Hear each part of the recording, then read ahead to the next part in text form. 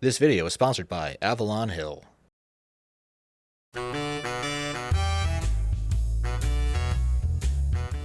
Hey guys, I'm Tim. I'm Bob. And this is the Board Game Rundown, and today we are going to talk about the HeroQuest First Light game system. So, HeroQuest, sounds familiar, right? You should. It's a game from my childhood that I used to love. One of the very first sort of dungeon crawler games that I played back in the 90s. Many moons ago. Many moons ago. Moons ago. But here now they have come out with a new version priced around $50 that you can get in the United States at most Targets. If you don't know what HeroQuest is, well, let me tell you about it. About to find out. Yeah, so one of the great things about HeroQuest is that it is a fantastic introduction into sort of RPG style dungeon crawl games.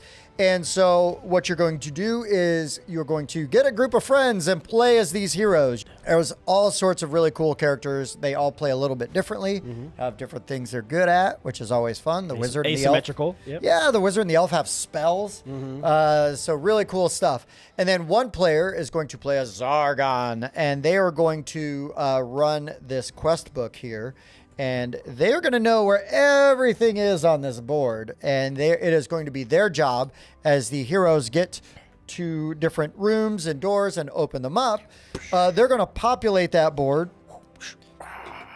with anything fun in there and things like that. They're also going to keep an eye out for traps that may be hidden on the board, things like that. So it really fun to also be Zargon. But if you want, you could use an app and everybody can play as the heroes, and you have the option of using the app to run the villain Zargon. Sure. If everybody's like, well, I all want to, you've got 4 buddies or 3 buddies and yourself, and you're like, we all want to just be the heroes. Right. You have that as an option. That's great. Yeah. Or somebody gets to be the bad guy. I like that option because, say you want to play with your family, beating up on your kids. Well, it might sound fun, teach them a lesson. Like, no, don't go adventuring where you shouldn't go adventuring. You can work together to try to go through the dungeons. Right. Maybe we should search for traps after you trigger the third one. Nah. So it's really nice to have that option. So in this game, basically what it is the heroes are all going to get to take a turn. They can move and take an action, or they can take an action and then move. If there are no monsters on the board and they roll those die, they could just take an 8. Yeah, you don't have to roll them. You can just take the 8. And you move up to 8. Bob just rolled a 6 there. If you had 6, you could move up to 6. Yes. You don't have to move the whole amount. And then he can take an action. I'm going to search for traps in this corridor. I'm going to search for hidden treasure. I cast a spell, Tim. Yeah, things like that. Yeah. They do give you really nice player aids. Always and helpful. Also, this player screen for the Zargon player is really handy. It has all the rules breakdown for not only the heroes, but what the monsters do. Spoiler alert, there's monsters in this dungeon. I know! That's crazy. Also gives you a monster chart, which tells you how much they can move, how much attack dice they use, defending dice, body points, mind points, all kinds of good information, all right there. And they also provide with basically like a little deck of cards that has all the monsters listed on there. So you can just have those right out in front of you and you can look at those stats. Easy reference. Really quick.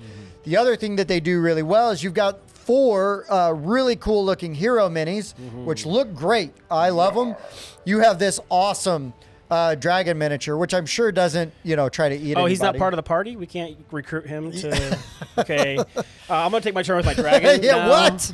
This game's broken. Yeah. So you've got that awesome miniature, and then you have some really great looking standees here with great art. Yep. And they do a thing that I love is that these... Go on and off easy. Very easy. Without tearing up the bottom of the thing. You don't feel like you're wrecking your pieces. Some of them are always so tight. You're like, you get damage the bottom of it. But yeah, these slide on and off pretty easy. They're really nice. Yeah. They're really nice. And then you also have a bunch of these tiles then, which will serve as the furniture that you put in the room.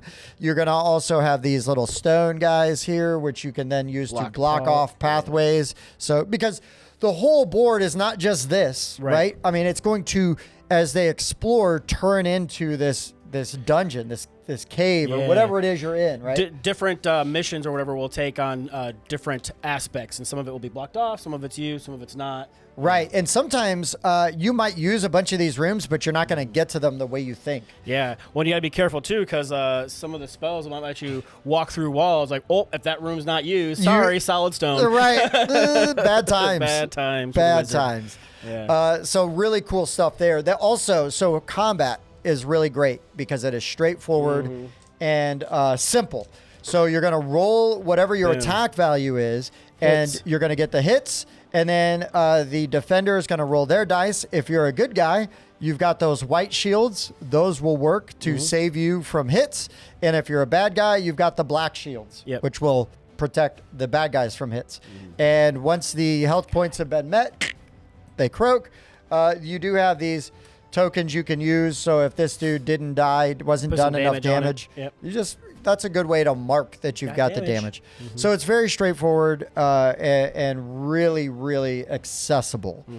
So if you're familiar with HeroQuest, you're going to step right into this, and you're going to have a great idea what's going on, and it's going to move very seamlessly with what you're already familiar with.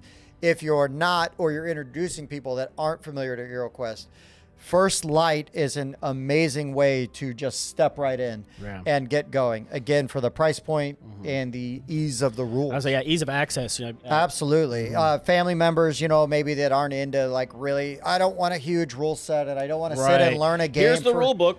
Let me know when you're done. Yeah. No, the rule book is great. It's not oversized. There's lots of pictures. And again, I love that art. Oh, the art is so good. They really...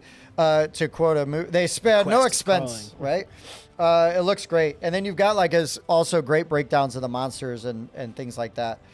So if you've got teenagers, 14 and up, right, you could get them into this and you guys can play together and hack through some stuff. And if they're already playing D&D, this is awesome, right? This is a great sort of, hey, we're going to just change it up a little bit. We're going to play this tonight, and see what you think. Because I think that those experiences are going to translate really well to each other. Also, as somebody who one of the first sort of hobby level board games that they played, when I was younger, this HeroQuest, original HeroQuest, was one of the first ones. My gosh, I played the heck out of it. And then when I couldn't get my sister to play it with me anymore, I just did it myself and made up stuff. There you go. But the book gives you plenty of scenarios, and now, right, you've got the app, so if you want to use it, you can, which is great. And what's really cool, too, is once you finish all of the quests that are already in there, it has instructions on how to design your own. So you can, get as many quests out of this as your mind can come up with. Right, because this board is two-sided, right? Yeah, there's two sides, and you can, devise how you want to use them, which rooms you want to use or not use, which monsters, everything. There's all that information for you in the back of the book. It's awesome. I needed this when I was a kid. Yeah. It would have been way better than what I was doing then.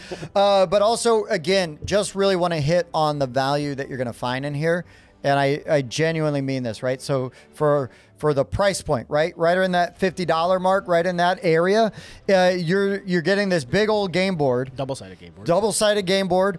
You're going to get a ton of doors, right? They're open. They have standees for open and closed doors. Because that matters. It does. It really does. Quite a bit. You're getting some really nice miniatures over here. The dice, these are really nice, high quality dice. I'm so glad they're not wooden dice. Yeah. The die are very high quality. There's 15 furniture pieces, a ton of different decks of cards between treasures and artifacts and equipment. Lots of spells in here. It looks almost like a linen finish on those cards too. Both for good guys and bad guys. And just lots of tiles and everything in here. Not to mention, again, all of the monsters, the monster standees, which are two-sided with really vibrant and great-looking artwork on there. So a lot of value in this box. This box is not that big. We were kind of joking, how did all of that fit into that box? Yeah. So that's cool. There's a lot of stuff here. And yes, this is paid content, but man, I genuinely have an affinity for this game and love a good dungeon crawler. And I do appreciate how there's character progression. Right? Yes, how your character kind of can carry over from story to story, and you're getting gold, and you're buying more stuff to. And that progress really makes you kind of want to play again, right? Yeah, because I just got this. Yeah, I got that cool staff. Now I get to go hit something with it. I want to do something. Yeah, man. That's one of the big things for me because I really enjoy those kinds of things. Well, it's not as much fun if you just reset and do the same thing over and over. Yeah. Different map, but I don't do anything different this Right. time. Not this time. You're gonna be accumulating gold as you go through, and you're going to be acquiring new items. You're gonna be finding treasures. So good, so good.